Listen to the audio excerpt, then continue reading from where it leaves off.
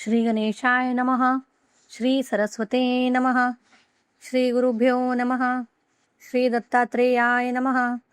नमस्कार मित्रांनो, आपल्या चॅनलवर पुन्हा एकदा स्वागत आहे. आज आपण श्री गुरुचरित्र अध्याय 5 ची संपूर्ण कथा ऐकणार आहोत. गुरुचरित्राच्या 5व्या अध्यायात श्री दत्तात्रेयांच्या बाललीला, त्यांचे वैराग्य तसेच त्यांचे ज्ञानमय जीवनाचा प्रारंभ याचे अत्यंत सुंदर वर्णन आढळते. या अध्यायातून आपल्याला समजते की दत्तगुरू लहान वयापासूनच संसारापासून अलिप्त होते आणि त्यांचे संपूर्ण लक्ष आत्मज्ञान व परमार्थावर होते. अनुसया माता आणि अत्री ऋषी यांच्या आश्रमात जन्मलेले श्री दत्तात्रेय हे लहानपणापासूनच विलक्षण तेजस्वी होते. त्यांचे रूप अतिशय आकर्षक, शांत आणि दिव्य होते. त्यांच्या वागण्यात एक वेगळीच गंभीरता आणि स्थिरता दिसत असे. इतर लहान मुलांप्रमाणे खेळणे, खाणे, हसणे यामध्ये त्यांना विशेष रस नव्हता. त्यांना नेहमी ध्यान, जप आणि साधनेतच आनंद मिळत असे. अत्री ऋषी आणि अनुसया माता आपल्या पुत्राच्या या गुणांमुळे अत्यंत आनंदी होते. त्यांना माहीत होते की हा साधा बालक नसून साक्षात परमात्म्याचा अवतार आहे. त्यांनी त्याला उत्तम संस्कार दिले आणि वेद, शास्त्र यांचे ज्ञान दिले. श्री दत्तात्रेय हे अत्यंत बुद्धिमान असल्यामुळे त्यांनी अल्पावधीतच सर्व वेद, उपनिषद आणि शास्त्रांचे ज्ञान आत्मसात केले. पण एवढे ज्ञान मिळूनही त्यांच्या मनात अहंकार नव्हता. उलट ते अधिकाधिक नम्र आणि शांत होत गेले. एके दिवशी श्री दत्तात्रेय यांनी आपल्या आईवडिलांना सांगितले की मला संसारात राहण्याची इच्छा नाही. मला संन्यास घेऊन जगभर फिरायचे आहे आणि लोकांना सत्य, धर्म आणि आत्मज्ञानाचा मार्ग दाखवायचा आहे. हे ऐकून अनुसया माता आणि अत्री ऋषी यांना थोडे दुःख झाले, कारण त्यांना आपल्या पुत्रापासून दूर व्हायचे नव्हते. पण त्यांनी हेही ओळखले की दत्तात्रेयांचा जन्म हा लोककल्याणासाठी झाला आहे. त्यामुळे त्यांनी त्यांना संन्यास घेण्याची परवानगी दिली. यानंतर श्री दत्तात्रेयांनी संन्यास घेतला आणि ते जगभर भ्रमण करू लागले. त्यांनी कोणत्याही एका ठिकाणी स्थिर न राहता सतत प्रवास केला.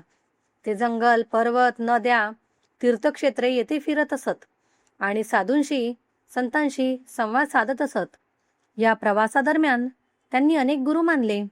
त्यांनी निसर्गातील विविध घटकांपासूनही शिकले. पृथ्वी, आकाश, वारा, अग्नी, जल, सूर्य, चंद्र यांसारख्या घटकांना त्यांनी आपले गुरु मानले. तसेच प्राणी, पक्षी आणि साध्या माणसांकडूनही त्यांनी जीवनाचे महत्त्वाचे धडे घेतले. श्री दत्तात्रेयांनी एकूण 24 गुरु मानले. असे सांगितले जाते, या प्रत्येक गुरूंकडून त्यांनी काहीतरी शिकले. जसे पृथ्वीपासून सहनशीलता, आकाशापासून विशालता, वाऱ्यापासून स्वातंत्र्य, अग्नीपासून शुद्धता, जलापासून शांती आणि सूर्यापासून नियमितता. त्यांनी हे दाखवून दिले की खरा साधक हा प्रत्येक गोष्टीतून काहीतरी शिकतो. त्याच्यासाठी संपूर्ण जगच एक कुलगुरू असते. या अध्यायात दत्तात्रेयांच्या वैराग्याचे विशेष वर्णन आहे. त्यांनी कधीही संपत्ती, मान सन्मान किंवा सुखसोयी यांचा विचार केला नाही. ते नेहमी साध्या जीवनात राहिले आणि फक्त आत्मज्ञानावर लक्ष केंद्रित केले. ते लोकांना सांगत असत की हा संसार नश्वर आहे, इथे काहीही कायमचे नाही. त्यामुळे माणसाने मोह, माया आणि अहंकार सोडून सत्याच्या मार्गावर चालावे. त्यांचे उपदेश अत्यंत सोपे आणि प्रभावी होते.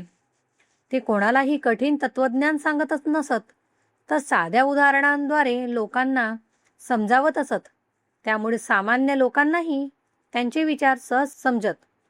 श्री दत्तात्रेय जिथे जिथे जात तिथे तिथे लोक त्यांच्याकडे आकर्षित होत.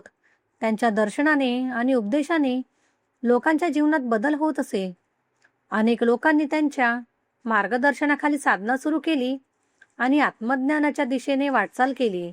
या अध्यायातून आपल्याला हेही समजते की खरे ज्ञान हे केवळ पुस्तकातून मिळत नाही, तर अनुभवातून मिळते. दत्तात्रेयांनी आपल्या अनुभवातून जे ज्ञान मिळवले ते त्यांनी लोकांमध्ये वाटले.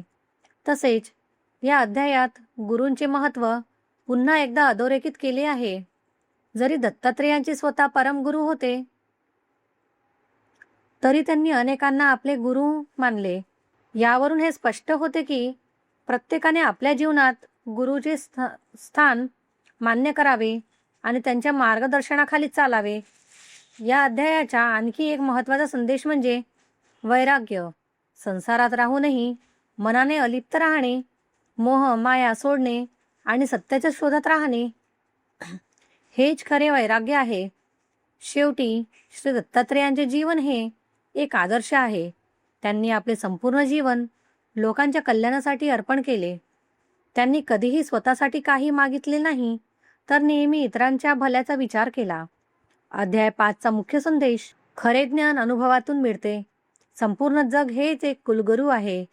वैराग्य आणि साधेपणा हेच खरे सुख आहे. गुरुशिवाय आत्मज्ञान शक्य नाही.